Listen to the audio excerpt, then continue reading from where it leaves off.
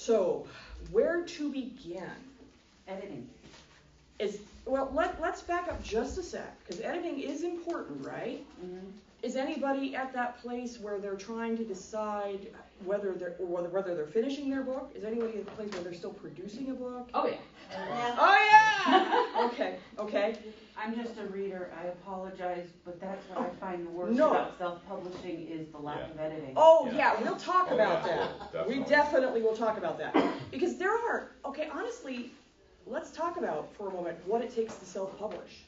Yeah. You can write anything you want, of any quality you want, and then you make the decision to pull the trigger by putting it out there. But the sooner you pull the trigger, the less likely you are to have a product that pleases a reader, right? Yeah. Yeah, there's I don't know if you feel it as an author, but the moment you write something, once you've gotten done with the vacillating of, this is God's gift to literature, down to, oh my God, who would ever want to read this piece of crap? Which is a place authors often, I think. Yeah, it's between those extremes. Between those extremes. Sometimes when I finish a book, Oscar can speak to his experience, I'm on that high. Oh, yeah, I finished this book. Especially when you're an author earlier in their experience. I want to share this marvelous work with the rest of the freaking world. And so you want to get it out there perhaps too soon before the book is ripe and the experience is optimal, before you've had other sets of eyes on the book, which is something you learn as you get better at writing and so forth. So a lot of that is people who are excited to share their work with you, who haven't necessarily put in the due diligence, right? Yeah. And even authors who put in a lot of due diligence. This author over here is in an anthology that I just recently edited, and she came up to me at dinner at the event we launched the anthology, and she said, I found a typo. And I'm like, that typo deserves to be in there, because I've been over this book 10 times. That typo is a typo of the fittest. It lived. So even the best edited things have typos. Even traditionally published things nowadays with computers and, I don't think people care anymore. I think some people care and some people don't. Yeah, and I see it often in online journalism too. The more off-brand, if you will, big-time journalism I see a lot of typos too as people rush to get things out. So I think it's a little bit haphazard in that regard. And you will see the difference in your sales figures if you get that stuff right. Yes. You will see your neighbors, like I do a lot of dealer room conventions, and you'll see your neighbors saying, I had a really good weekend, I sold 10 books, where, maybe your weekend, if you did all that stuff right, you sold 20. It does show up in the final result. Yes. Because you generate fans and they know your work's really good quality. I had a guy come up to me this weekend, bought my first book on Friday, because I do a Friday sale. We'll talk about that kind of stuff a little bit. And then he started reading it that night, which I didn't expect. And he came back the next day and bought the second book because he said he's really picky. He doesn't commit to series. He starts with one book. And you're not going to get that if your editing, your grammar is all completely off. Yeah. I hate it when they misspell names or flip-flop the names. Sure. Yeah. And that's a sign that you haven't been over your book and you haven't had somebody else look at your book, Right. which is important. I beta for fan fiction, and I have found that some of the fan fiction has better editing than some of the printed books. So it is an issue, for sure. Isn't it great when somebody buys your book at a convention and they go up to the room and read it? That's the best. I've had that experience once, and That's I'm like, actually, oh, thank you. that's At least that you knew about. Yeah, at least that I knew about. But Fun. once somebody's talked to me, like in this case. Yeah. I'm actually regretting pushing my husband to buy his books today. He totally ignored me last night. He's like, I'm busy. And that, ladies and gentlemen, is a testimonial. The dealer's room is open for a while yet. Feel free to come up later. So yeah. Okay. Yeah, I'm glad to hear that. So you're writing a book. Conventional wisdom says you should finish your book and go over it a few times before you publish your book. And even more conventional wisdom says it's worthwhile having somebody else. I don't know if you do all your editing yourself or you have an editor. Whenever possible, I have other people help with that. Now, I have a very good author who became my editor in trade for my second book. I helped her with some life coachy stuff, and she was like, I can't pay you for that. I feel like I should, so I'm going to edit your book. Yes. I'm not going to argue with you. So Yeah. that turned out very well. Now, for those of you who are not done with your book, again, maybe 2 years ago I would have said, get your book done, damn it. There are now venues where if you feel like publishing an unfinished book and you're a really wildcat or you're a pantser or you think you can make things up on the fly, you can actually publish books serially. I would caution against doing that because in general it's better to have a plan so your serial doesn't like flounder in the middle like most first drafts of books do. But it is no longer a self-publishing world where you must publish things as a book. The installment plan, if you will, is very popular among a lot of readers. I recently shut down a serial that I was working on as part one, having a great time writing the serial, but I'm finding I'm not getting my book series done by writing the serial. So I thought, well, I better put this on hiatus and go back to my book series because I only have a limited amount of writing time. But lots of younger folks have been trained in the Radish model, that kind of model, and they prefer reading books like fan fiction in little installments. So that's it. But generally, I think we're going to talk about novels. I mean, I do know a lot of short fiction authors, and a lot of people do a serial as like a marketing technique online to generate followers who then buy their novels. Yes, and that honestly was one of my prongs of marketing for me. I had a series that lent itself nicely to the serial format, and I decided to try to find an interesting audience that way. And it really worked, and I really enjoyed the serial. I find that I really only have time to work on one project at a time in my life, so I have to get back to my basics. But then the people that are in your serial and then you've just dropped it. Oh, don't worry. They know it's coming back. Okay, because I've done that a couple times and I bought the first book and then the serial stopped and I'm saying... Now, don't confuse a serial with a series. Oh, no, I know the difference. Okay, cool. I think that was less for you, in general. But yes. I didn't buy their books until the serial restarts. For sure. They stopped the story right in the middle. A lot of times, right. And a lot of times people do abandon their work, and I feel for you. Part of the reason I left my serial behind is I have other readers who are expecting other things from 2 other series. So I gotta, their commitment came first, so I gotta honor that commitment. That's the worst thing about fan fiction is when it just dies and you have no recourse to get a hold of it. For sure. And sometimes you get people, like, if you write a series or any kind of serial, whichever you do, there are people who are going to say, I don't want to read it until it's done, or I don't do that. And I deal with that as someone who's trying to push, the first couple books of a trilogy. And, I don't get that a whole lot, but when I do, sometimes I say, do you like Firefly? So let's chat about that a little bit. Writing a book and then having a book done and then self-publishing that book, that's great. There are some self-publishing authors who are super strategic, and they'll write like, here are my 7-book series, which I've actually written totally. And now I'm going to put it all out. Bang, bang, bang, bang, bang. And one of the strategies that actually works successfully for self-publishers is rapid release. Yeah. Last year I experimented with rapid release, and I released 4 books of various sorts. And my sales actually, because they could count on something from me every month. And you're keeping that momentum. That's right. And so for some people, the idea is like, let's write a whole series, and then let's release it. Or let's write a whole serial, all the installments, and then let's release it. And honestly, that's a great technique. And honestly, most of us don't have the patience to do that. It's a very Machiavellian move. Well, isn't it kind of like the Netflix model? It's like, okay, now you can binge watch it. Yes, your husband reading these books. Could he have read a 3rd book? Sure he could have. You see the same thing, by the way, with a lot of successful YouTubers. Yeah. They record a bunch of videos and then they release like 1 or 2 of them. Yeah. And honestly, now, now that I know that, I kind of wish I had done that.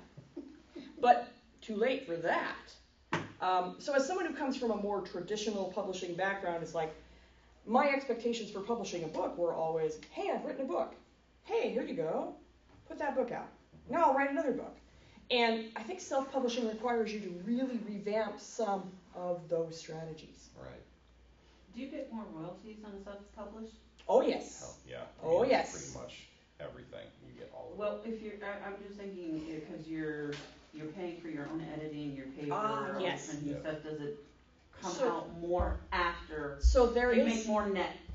So there is a break-even point. There are lots of people who do theories on this. And your first self-published books, being in it for the long haul is important, okay? Because if you say, oh my God, I've written 2 books, I'm not nearly getting the return on these 2 books. What I put in is not what I'm getting back. Because you have that upfront investment, right? Return on investment is what they call it, ROI. So anytime you see an article talking about ROI, that's what they're talking about. And your first, I don't know, 5 books, you're probably going to put more into the book than you get out of the book. But eventually, when you have a catalog of material and you have built an audience, there's sort of, for most authors, a point where that number flips. You know, and then suddenly the return on investment is actually less than you're getting back for the entire book. Most self-published authors, I don't think, stick it out long enough to get to that point. Well, and it depends on which strategy for self-publishing you use. And not to skip around too much, but I did, like I said, I did the different strategy of hardcovers. I did offset printing, not digital printing. Really quickly, the difference is digital printing you do as needed for small print runs, like, well, also known as print on demand. Yeah, and most of that's in paperbacks. There's not as much of it for hardcovers, and what there is lacking certain features. So if you do offset, that's like any movie you've seen with like the rolling printing press, that's offset printing. The more copies you print, the cheaper it is per copy. I did that, massive investment up front, but the first book already paid it back. Because if you sell enough books and you work enough events, you can actually hit that point that she was talking about. That's all down to your effort, and it's down to your cost. Like you said, editing, printing, cover design, all that.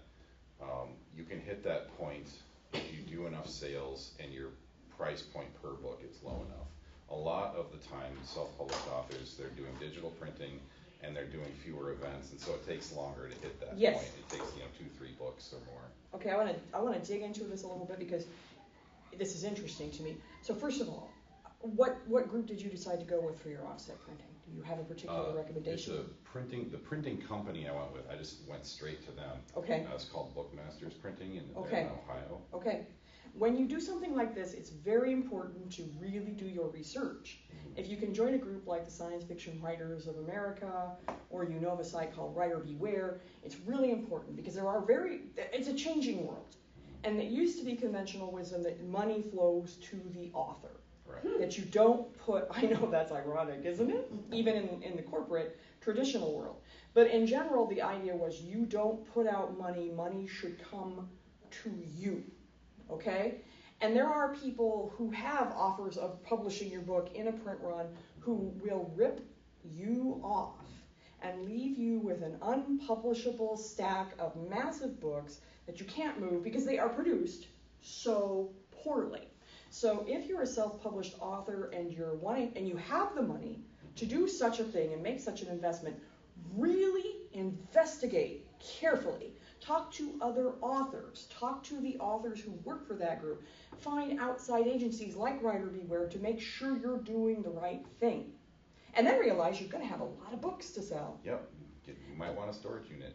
And keeping stuff in a warehouse basically is something you and have so to use this, if you do that. So you this gotta is make sure you use one of the ones that are controlled. I know that for a fact. Yeah. 'Cause I lost. Yes. I had a personal library of over 8,000 books, and I lost 1,000 of them because there was a wet spot in my storage. Yeah. unit. So You have to do that. yeah, and so I'm really also suggesting that a lot of authors are not in the lucky position where they have a great deal of cash up front that they could put into this. Yeah. I did some crowdfunding, but Yeah, and that's a different venue, and I think that's a wee bit beyond the scope of the panel we're talking about today. But there are things like crowdfunding and Kickstarters, and you can do that to raise money for your efforts, which is a whole new thing. I suppose most of you have heard about the recent triumph of Brandon Sanderson and his $6 million For Hidden Pandemic book. I think it was over 20 million. Yeah, okay. So, it's long. It was Yeah. ridiculous. And he's like, I wrote 4 books during the pandemic. I'm not going to traditionally publish these. You want these, right? And also packages of swag. And Brandon Sanderson has a machine behind him, right? He's a traditionally published author with a gigantic audience and a loyal fan base who will stuff those boxes full of swag. And, for him that really worked. For most people, crowdfunding is a little more difficult because they don't have an automatic audience and stuff. But it is a way to get a pool of money to do a project. On the other hand, print on demand still has some money up front if you want to make sure you're producing a quality product.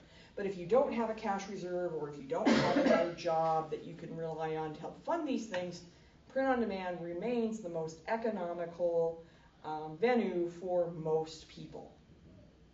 So, one of the things I think that this brings up is you have to consider what you are personally willing to spend on your book, which is why some people, they say, I don't want to spend anything. And they don't get a professional editor, and they don't get a professional layout artist, and they don't get a professional cover, and you're like, not sure that this is a good use of my money. Right?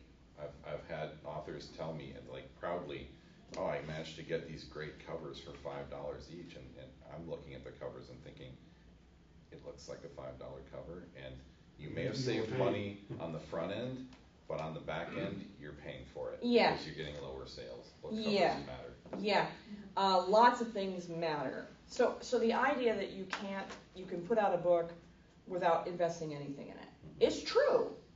But you literally get what you pay for. I did see a statistic. This is old info, and I'm trying to remember the exact figure, but an article on Smashwords said something like, if you get professional help in the production of your self-published book, at each step, your average increase in sales is going to be over 500%. So I'm just going to do a very quick, maybe it would be interesting to walk you through what I do after I've written the book, which is not the best process in the world, but is mine. And then maybe you want to do the same thing. Okay. So, I've written a book, and I've gone over that book personally 4 or 5 times. And I have a couple of groups of friends who will read my book. I have my readers, who are people who don't write, and I give the book to them, and I say, read this book. What do you think about this book? They're not the people who look for the typos and, some of the things writer friends will catch. They're the people who just basically tell me if it's a piece of crap or if it works. And then I have writer friends, many of whom will go through that and do the usual, this story needs these strings, and by the way, this problem with this sentence. And so I have a group of those folks. So those folks generally look that book over for me in a period of 2 to 3 months, and then I take all their comments and boom. But finally I have a book. As a writer who does writing workshops and an English educator and so forth, the readers and the writer readers are sort of my developmental editor. But people who don't have those resources initially might take their first draft and give it to a developmental editor, especially if you're new to the game. And a developmental editor is usually somebody who has a good eye on how to help you write a good book. In the traditional industry, there are some hands-on agents who are developmental editors. And then, of course, your editor at a publishing house is your developmental editor. Okay? When I usually turn it over to an editor, I turn it over to a writer buddy who is a well-known person who has an editorial service. If you haven't ordered the embroidered book by Kate Hartfield, this is my plug for my editor. She's fantastic, and that's an amazing book. And it is selling gangbusters in Britain, and will soon sell gangbusters here. All right. So I hand my book over to Kate, and Kate is actually mostly my copy editor, drumming out that stuff you hate. And she also, because she's a writer herself, and she's a big fan of the series that I'm writing, will offer things like, oh, I didn't think he would do that. What about blah, blah, blah? And if I like that, I might use it or not. So I kind of have the best of both worlds. But I hire a developmental editor. Because I read Kate's stuff, and because we're buds, it's sort of a arrangement on word and pages, but she generally charges me no more than $1,000. Now, if that scares you, That's for the whole book, right? Not a page? That's correct. Not $1,000. Okay. Just the way you said it, I wasn't sure there for a minute. Thank you. Because man, I wouldn't be doing it if it cost me $1,000. I'd be an editor, I'd offer. Yeah, man. Now that's I actually think that work. I'll do it for $300 a page. that's actually yeah, cool $300 a page. That's actually less expensive than if you go to a particular. There's a database called Readsy, where you can hire all of the people that Tor has decided to let go of during these difficult times who are freelancing.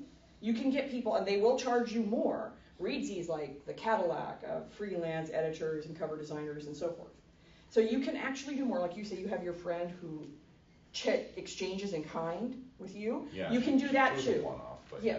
Okay, but that's kind of how I do it. I have lots of connections, and the connections help me, and I help them. I thought I would mention that the reason Readsy provides for charging more than just about everybody else charges is because they do a screening service.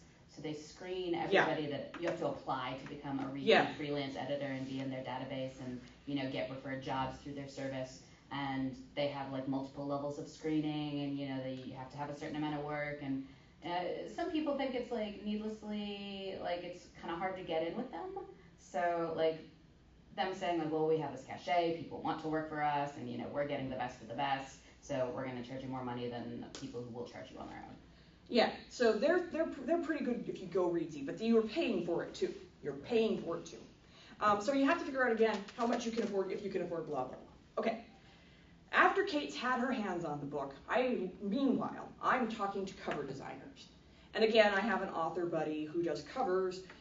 She has really nice covers. Are they like the world's best covers? I think I like what she's doing for me. Currently, what's important about covers is you find a cover that communicates the kind of genre you want to show someone. And then you also have to think of a cover that actually is in the style of the covers that are currently being used to market books, because cover styles change and so forth. But my cover designer kind of gets what I'm trying to do, and we work it out, and she's very economical too. So I usually pay something like $500 a cover.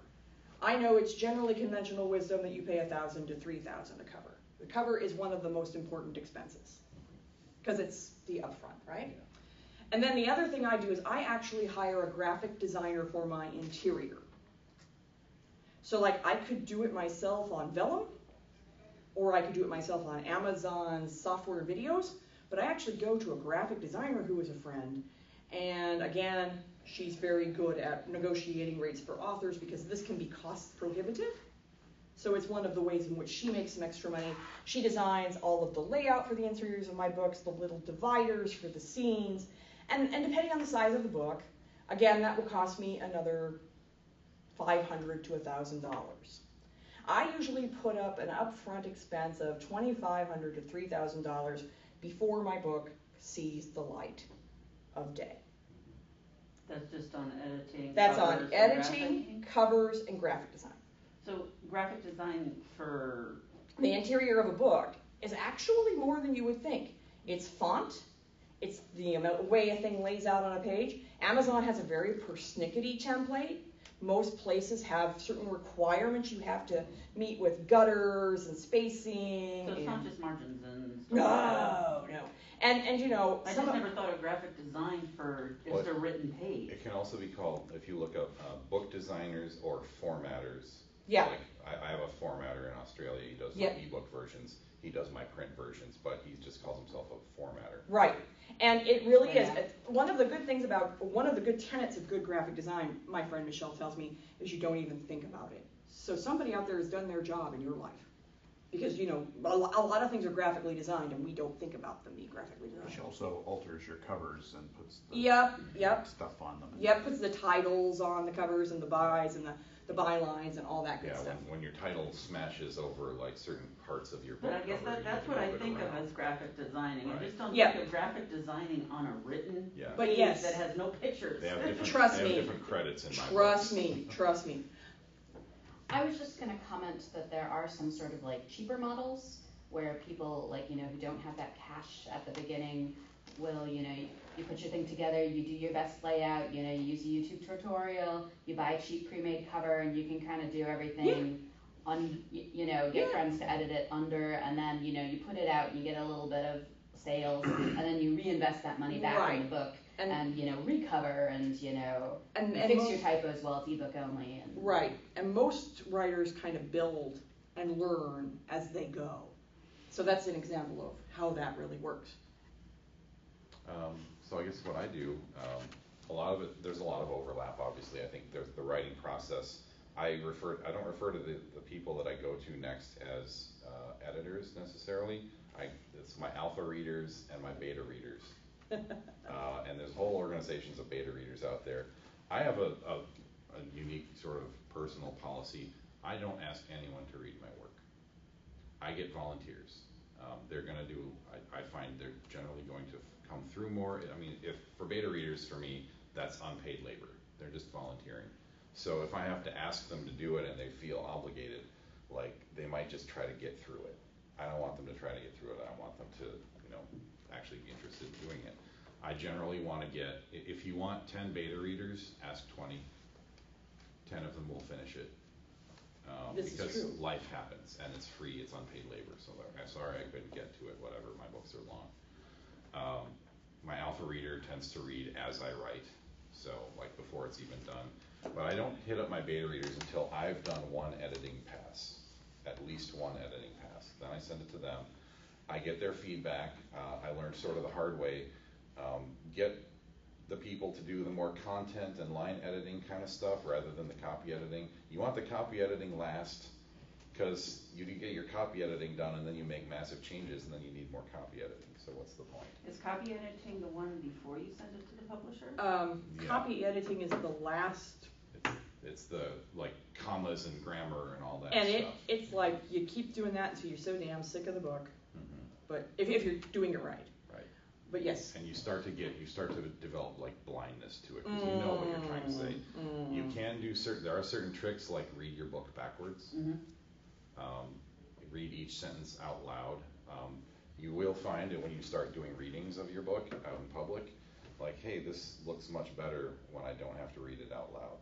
Maybe I should have read it out loud before I finished the editing. So there's that whole phase, and I focus a little bit more on the actual publishing side of it because that's been a weird journey for me. My first book, I started with ebook only. You try to get a book cover, you try to get a formatter. I actually Googled that and came up with ACES, so I was really lucky. I should have brought copies of my books in because it's self-publishing and they're published, but you can see them up in the dealer room. I have cards, you can't see them from there. This is like the first cover. I lucked out. It was 2 pieces of royalty-free stock art. There's a whole process for that. You get a graphic designer to put together images that you selected. You pay the fee so that you actually can use those images like for a certain number of copies. It's usually something like $250,000 to $500,000 or something like that. You can pay for more. And that covers like marketing and stuff too. $250,000 to $500,000? Are you talking like 25 cents? No. $250,000 to $500,000 copies that you can use. Okay. You pay a fee to use. Dollars. No. You pay a fee to use an image so many times. So that's one way that you can do that. I lucked out doing that the first time. The second cover I just straight up commissioned. I found another artist online whose work I liked in that genre, in that form. He had never done a book cover. He just was a contractor with a video game company in England. And so we had a lot of back and forth to figure that out. My formatter, he'll use, most people who do that will do your EPUB and Mobi formats, which is, Mobi is Kindle, EPUB is pretty much everything else. Although Mobi is no longer Kindle. Oh, really? Yeah, they just did away with Mobi this week. Okay. Yeah. It used, they were accepting Mobi up to this week. We have another proprietary format. My understanding is that they've now increased the amount of space it takes up, and Amazon loves to charge a delivery fee that's based on the size of the file. So, hey, if you want to juice up your own profits, you can artificially increase the size of the file, which Mobi traditionally kind of did. I don't know what the current version looks like, but so I did all that, and I decided I needed hard copy because there's no impulse sales of ebooks unless you're really good at it. You can do it, but I'm bad at it. I'm bad at the internet marketing side of it. I wanted to do the face-to-face stuff, and people don't say, yeah, I'm going to buy this right. Oh, it's an ebook. I have to download it when I get home. They take your card. They come home with 50 cards. They throw them all away. Like, I don't need more books. Although if you make a really good impression. Yeah, you will sell some, but it's not going to be as many as if you had actual physical copies as well. Right. So I had a friend who had been doing hardcovers, and the reason I wanted to do hardcovers was, you know when you open up like Lord of the Rings or Wheel of Time or something, the first thing you see is that beautiful map. This nice color map on the end pages of a hardcover. You don't really see it much on paperbacks. CreateSpace wouldn't do it, Ingram Spark wouldn't do it. Those are the print-on-demand digital publishers. So I went straight for printing companies, not publishing companies, the ones that say we will publish your book if you pay us money. Well, you can publish your own book, just go to an actual printing company. You don't need their publishing business. That's a quick interjection. You might feel more comfortable in your first venture having someone help you. Yeah. There are a lot of people who do. Yeah. I got help from a colleague who I met peddling my ebook at conventions. But in any case, I did the design. I had the same book cover and everything. I got all of the formatting done for a physical copy for hardcovers. Went through that whole process. You do want to do your research. Get quotes for quantities of books. Make sure your files are ready so they know how many pages it would be, because you have to be accurate with that for them to give you accurate quotes. And you see who you want to work with the most, what they're willing to give you for that quote. Like foil stamping on the cover, all that, the end paper maps, dust jacket, all of that. And you see what that's going to cost you up front, or you go with the paperback, trade paperback, CreateSpace type model, like she was saying. So what I did, I went for the hardcovers, printed off 2,000 copies, have to store those, takes up less space than you might think, but it's still a lot of space. And I just started going around to events and selling. And that's been working for me up until COVID, because I printed my second book 4 months before the lockdowns. And yeah, kind of at the end of a convention season rather than the beginning of one. So I have a few left, let's say. So if you print your own books, Yeah. how long would you say it's going to take you to move those 2K books? I've sold I printed off the first hardcover in 2015, the middle of 2015, like July 2015. And factoring in that I didn't sell hardly any during COVID, like for 2 years, I would say I've sold about, I want to say 1,000 of them. So you sold about half. I've sold about half of the first print run. Is this with an aggressive marketing strategy? I've done it's mostly the aggressive convention schedule. There are other events you can try to do, but I've tried to be cost effective with it, which is part of why I ended up profitable with my first book. But yeah, I made all the money back because the print cost for each of those books was, after shipping, was about $4.89 a book. And my deepest discount, I sell them for 20. I usually sell for 25 at convention, 20 to 25. They retail at 28. So that's when we're asking what kind of royalties do you get. That's all, like after the cost of the design and the printing and the shipping, all the rest of that just goes right to me. So that's all my profit. How large is your book? Because when you said Wheel of Time, I'm imagining a hippo stunner. In terms of word count, my first book is 167,000 words. Okay, that is a large book. That is around the size of the 6th Harry Potter book. So you are That's selling... why I went self-published. You are selling... Oh, yeah, okay. You are selling that book for $25 deep discount. Most books like that would sell for $40 in a bookshop? Right. I do have the statistics. I went to the Historical Novel Society Writers Conference in 2015. There was a great panel where they outlined, for hardcover readers, they took a poll of what they will pay for different price points. And if the breakdown was 100% of them will pay up to $20. 100%. 80% will pay 20 to 25, 40% will pay 25 to 30, less than 7% will pay over 30. I understand now. But it would seem to me like that was quite a bargain, you selling that book for that little in terms of the hardback, Right. but I see why you're doing it. And also, if you sell to a bookstore, they want your wholesale rate. They are gonna want to get a 40 to 55% discount on your book. I can give them a full 55% discount if I want and still make over 100% profit on the printing cost. Yeah. So I actually do, like there are a few shops that just straight up bought copies, and it's still a profit for me. It's still great, and they carry it. Everyone sees that they carry it. And you don't have to pay for storing. Right. I don't do consignment because that's like, well, you know, give us your books, and if they sell, we'll like pay you. And well, what if they don't? Then you have Then to track them down. You get them returned to you, right? Right. If you're lucky. What do you price your first ebook at? $3.99 was the initial price of that. At the time, research showed that not only did that sell the most copies, but it made the most money. That information is like 7, 8 years old. So here's it's probably changed a an bit. important point. What we are telling you right now is currently expiring, even as it comes out of our mouths. Because currently the thing to do to sell books marketing-wise is to get the little book trailer on TikTok. TikTok is where my friends are having the most success right now. It really is being demonstrable to drive up book sales because of the TikTok algorithm and how they treat new things. That used to not be the case, and it won't be the case tomorrow, perhaps. Yeah. You know, sometimes you stumble upon something that truly works. And we've spent a lot of time talking about the journey. We should probably talk a little bit about marketing. I do have some definite things I want to say about marketing. Why don't I let you roll first this time? So I was lucky enough to do one DragonCon with a booth full of people. Brandon Sanderson was there, like, signing books, but it was this... With that halo about him. Right. It was this booth that gets, like, famous authors in to do signings, and that's how they get in free. And they hire a bunch of indie authors to, they get a bunch of indie authors in, too, to sell their books as well as their own books, and then, you know, everybody benefits. Got taken over by a skeezy guy, so I won't give the name of that business.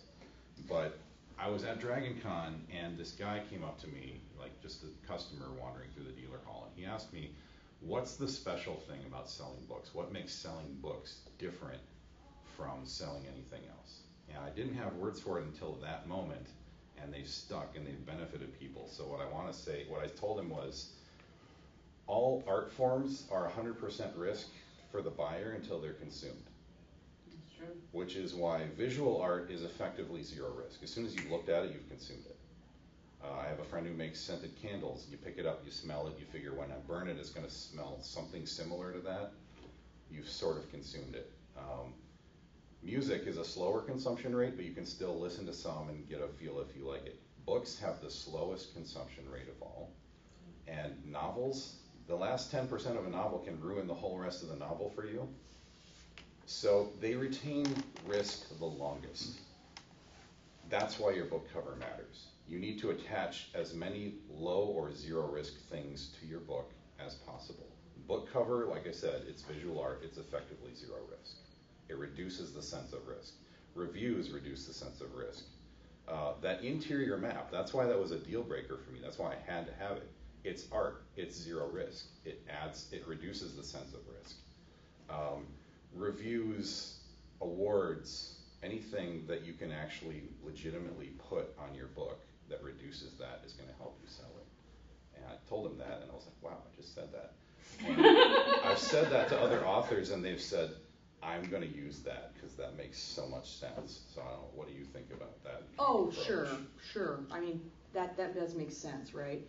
It kind of ties into the find your audience approach, which I'll talk about when, you know. So anything else to say about marketing? I mean, as it comes up. Okay. So for me, marketing was a bit of a journey because, I write print-on-demand books on Amazon and electronic versions of those books. And by the way, Amazon does have a hardback program now, so you can do hardbacks on Amazon. They did Not with before. beautiful cover maps. That was the part they wouldn't Yep. do. You know, you have to decide, not marketing, you have to decide what matters to you in your author's journey. This gentleman wanted a beautiful hardback with a color map that he could put in a bookstore. I just want to tell him the damn stories and share them with some people who are equally enthused about my stories. different goals. I will say part of my decision was I didn't want a physical copy of my book to be missing something that the ebook had. Right? The And ebook had color maps. there's often that disparity between ebooks and physical books in the world sometimes, right? Usually it's the other way around though. Yes, correct. Correct. So yeah, okay, so what are your goals? So for me, my goal isn't to be like the world's most popular author. I'm writing largely for myself and hoping some of you will come along. Okay.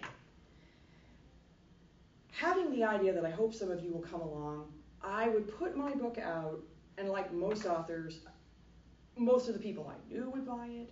Most of the people who had read it before and were enthused about it would buy it. A handful of outlying fans who knew my work would buy it. But sales were not huge, right? So I was not reaching a lot of people who might potentially enjoy the journey with me. So about a year and a half ago, I decided to go to school for marketing. I have a friend in Canada who runs a freelance marketing service, and she considers herself more of a coach than a marketer. And I was looking at marketers, and marketing can be the most expensive piece of this journey. I mean, that $3,000 I put into my book before it hits the publishing? Peanuts! That would buy me no marketing, maybe a day of marketing. So marketing is pricey. So I talked to Beverly, and she has this group of people that she coaches through. I subscribed to her through Patreon. I learned a lot. So once you've got your book ready to go, you probably shouldn't publish it before you have implemented a marketing campaign. I learned that the hard way. We all learned that the hard way, I suspect, in self-publishing, unless you've really gone to some workshops beforehand and decided you're going to be that author. You guys can learn the easy way by listening to us who learned it. And the you hard probably way. won't want to because you're thinking, nah, my book's different. Deep down in here, you're thinking that because I thought that. Okay, marketing really can affect the sales of your book. So 6 months before your book comes out, I have a plan. Like, this is the cover reveal. This is this stage. This is this stage. And basically, we talked about that. Things you can do right now, even before you're done with your book. Where's your author platform? Oh, that sounds slick, doesn't it? Are you online someplace? Can people find information about you someplace? I would suggest having your own website.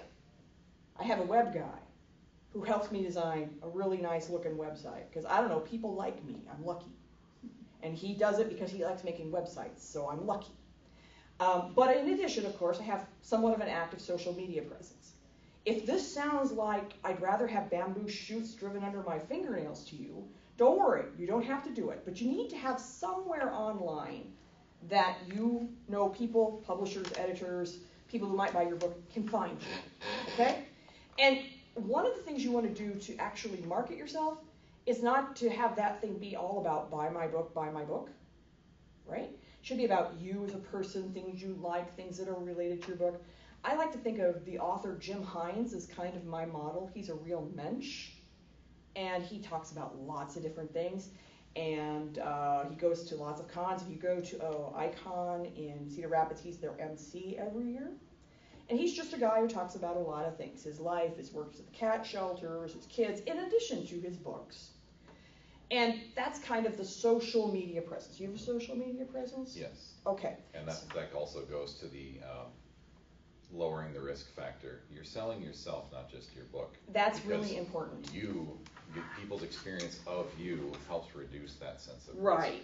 I don't want you to buy my book, buy my book. I want you to buy my book because I'm interested in my book, and maybe you would be too if you're interested in me. Okay. So you can do that right now while you're working on your book. Okay.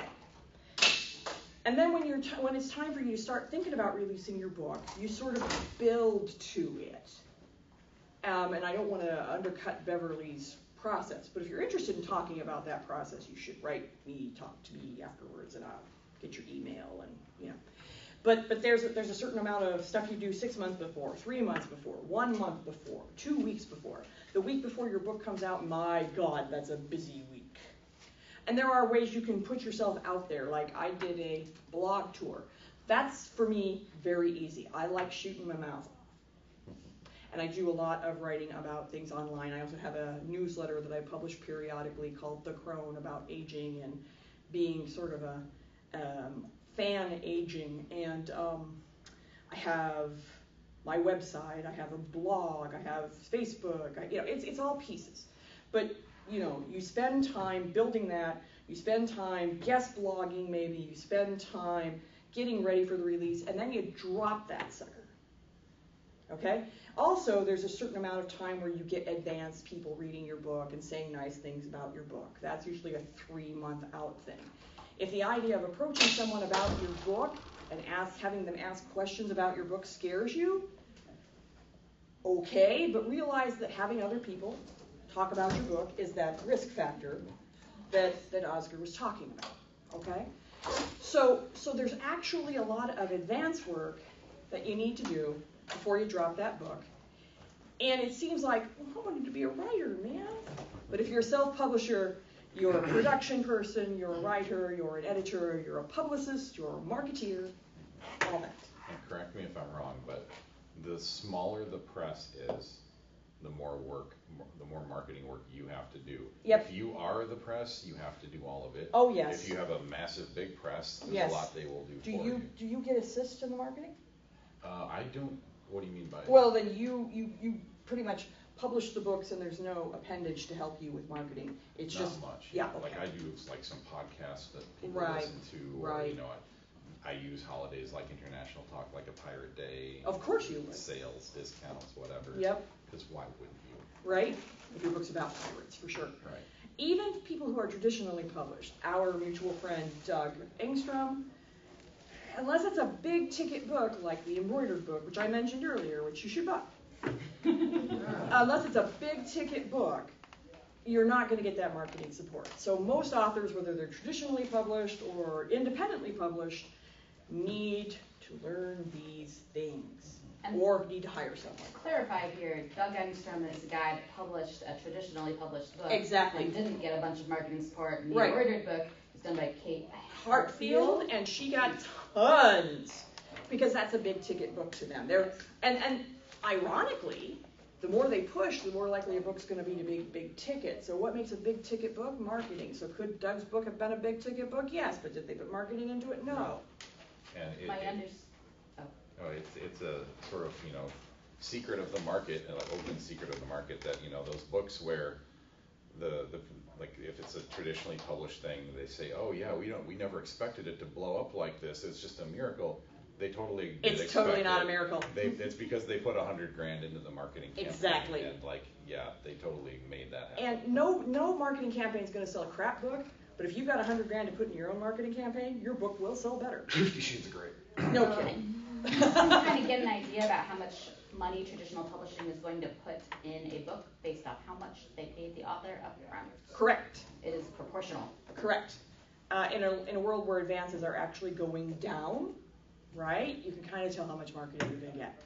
All right. What else? Post-publishing marketing. Right now, baby. I started with no physical copies. I'm like, I guess I'll do panels a lot. Yeah.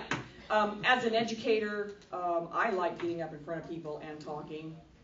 I've got almost 30 years doing that, so, I'm not bad at it. Making connections, hanging out with other writers at Icon. Icon is kind enough to let me host a writing workshop there, and I think all of the writers in that workshop get a little, because we're the resident writers for Icon and have been for the last 11 years. So when we sell an anthology to benefit the con, people are buying our work. We've done 2 of those soon after Stephanie gets this one edited. Meeting people, even if they don't buy your book at the con, they might think, hey, that person was interesting, I might go buy that book. Like you say, they do throw the cards away, but if you make a good enough impression. Actually being active online, still continuing that. And the cards don't always get thrown away. Sometimes they get thrown in the back and they're not found until 5 years later. Oh, yeah. Oh, yeah. And the fact that I thought your name was Oscar. Oh, yeah. I couldn't find you last night. That's why Yep. I have now purchased your books. I get my point. Actually, another marketing piece that you want to think of before you ever put your book out. Google yourself. Yes. Yeah, there's a neurologist online that has the same name. So this I borrowed I borrowed this from another convention, and they actually did something that annoys me. They did not put my middle initial in there. My middle initial is on my books. It's in my website. It's my author name. Because if you just Google this, there's a ton of us. They're mostly in Turkey. But I thought you would be Turkish. Right, I am. I'm half Turkish. Oh, gotcha. But yeah, I'm not obviously so. But people think, oh, it's a unique name. I'll just Google it. No, you need the middle initial to know which one I am. I'm not the electrical engineer in California. See, I have cards, but No, you have no name in front oh, of I you. understand that. Yes. I don't know who you are. I want you to Because- say who you are. Oh, I'm Catherine Shafstone. Thank you, but you I'll be- have no cards. I Yes, didn't figure out yes who you indeed. were. Usually I let the con provide me with that because I'm a great believer in reading the room. So this is probably a much more professional, smart move. He's also got his cards here. But DemiCon is kind of more laid back, and I don't want to be, I don't think Oscar is, a pretentious author. No, but Because that's without pretty- your name, I don't know if I've read Yes. any of your books or And something you're like like, that. yeah, and so, you know, I'm shooting myself in the foot. You are welcome sure. at the end to grab one of my cards and write her name on the back of it. Oh, yeah, or I can write it down for you and make That way that you've got contact. both. Right. And it's also in the program book. Yes, I am in the program book. Yeah. I don't doubt that. It's just that what I was trying. No, I was get trying to it. be very Yeah. nicely to get the And- point Right. across, and but I she's- didn't know who she was because I had come in late Right. and I didn't catch And her she's name. totes right. A lot of And she's conventions will doing provide most of the these. Yes. talking, so there should be a name in front of Yes. you. Okay. Thank you, by the way. I'm Catherine Shafstone, and this is my TED Talk. People are much less likely to throw away business cards, by the way, if that business card is a bookmark. Yeah, and I have a lot of bookmarks that I usually use at conventions, and again, I ran we out. packed up for the car and blah, blah, blah. Again, I should have suggested it. you bring them and you said no. I have them. I did bring them. I just didn't bring them in here. See, I'm not the best of marketers at the best of times sometimes. Can I make a comment about marketing as well? A different one? It's not just books. When Disney bought John Carter of Mars, John Carter was actually being promoted before that, and there was a big thing about it. But as soon as Disney bought them, they stopped it completely. Yes. They did not want John Carter to succeed. John Carter still succeeded better than they thought they would because of us. Right. But it would have been much more successful Right. if it had actually had the original Right. marketing. And honestly, Firefly again. yeah, honestly, Yeah. it's continual. I mean, when you are an author at a con, it's continual. Who you present yourself to be. Actors, authors, all of that. It's who you present yourself to be that makes a big difference in how people perceive you and how you want to be perceived regarding your work. And also, if once you start getting fans, like someone said to me once, you know, if I say good things about myself, that's self-promotion. If other people say good things about me, that's PR. Correct. Correct. People spot self-promotion a mile away. They don't generally like it. You really need to keep it to a minimum. Well, Do the stuff you need to do, but don't just, you know, hey, everyone buy my book 3 times a week on Facebook. yeah, you know. buy my book. As I was telling Mr. Sahin yesterday, I subscribed to a couple authors thinking they'd be like Shelley Lawrenston. Yes, I'm plugging her. I really like her writing. She has one of the best newsletters I've ever seen. Yeah, yeah. But I keep getting I applied to them to get their novella, to their prequel, to Yes. the books that I liked. But I'm being bombarded, sometimes once, twice, Oh, 7 for times God. a week, For or God's once, sake, twice yes. a day. So I asked them to stop. They stopped for 4 days. Wow. Wow. And then they're back again. And they're not even, they are promoting themselves a lot. And sometimes they promote other books, but there's nothing in there. See. There's nothing about them, nothing about, like Shelley's dog that lost his eye and all of that good stuff. And I mean, and she puts excerpts out of her book. Sure. Her previous book, the current Sure. book that she's writing and stuff like that promotion thing that you were talking about. It's really awesome. Right. I just want the other ones to stop sending me Right. crap. And it's interesting because, you know, as a professor, I only have this much time to devote to this career. And right now I've decided, well, I better get some writing done. Right? So sometimes I'll be heavier on marketing, sometimes I'll be heavier on writing. It's hard to find time to do all that. When you put out a great newsletter, it's usually at the expense of some other way in which you could be spending your writing time. But a great newsletter is a great tool for what you've written. What you need to do is just be able to do all sorts of shit in a little bit of time. Well, she does it once a month, and it's maybe 1 page. Yeah, but Maybe still. 2. To that end, though, one thing I almost forgot to mention, if you start getting in front of people, like doing conventions or some other events or whatever, generate an email list. Like at my table, I have a sign-up sheet. You can like put your name and your email. I go home, I put that in an Excel spreadsheet. I usually include what convention I met that person at. Your people who sign that are generally people who are already fans of your work or who are interested in becoming fans of your work. Those are the first people you should market to. Don't do events without an email list sign up. And one of the things I tell people is when I'm asking if they want to sign up for that is, don't worry, I won't spam you. I send out only important, relevant event updates, usually just a few times a year. Maybe that's too little, I don't know, but I don't want to spam people. I've had people ask me to cross promote to my email list, their stuff and their stuff on, or my stuff on their email list. I'm like, no, I made my fans a promise. Yeah. But you should definitely cultivate your email list. Those are the first people you market to. If you do crowdfunding for self-published work, those are the first people you hit up. Your super fans, as they call it in slicker circles. Right. Yeah. So I guess we're almost out of time. Obviously, I am an under promoter still in many ways. And part of what I try to do is get better at it as I go. But that email list is very important. Do you want to say anything about the journey of publishing or your books or anything? And we've got about 3 minutes. I know the next panel wants to get set up. So very quickly. Real quick, start with a strategy, even if it's just getting all your books done at once and doing the quick release. Start with a strategy, but also see if you can stick to it. Because you can kneecap yourself just as well by switching strategies a million times right in the middle. For sure. I guess that's really my last thought. Okay, hold on just quickly. I wanted to mention, that it's a journey. You will learn a lot as you go. You will make mistakes, but it's worth learning and perfecting, and eventually you'll get it figured out that for yourself, for your fans, and so forth. I also want to mention, if you're interested in getting my books, they're online, they're at my website, they're at my Ko-fi. I write 2 series predominantly. I wrote about a junior high vampire killer and her monstrous friends. That's middle grade, but it's light, it's fun. And I write this very deep gothic journey in which I recently sent all the characters to hell. In order to get, if you want to sign up for my newsletter, to get a novella from that series, a kind of a detective novella called The Lady's Step, which is about one of the side characters in that series.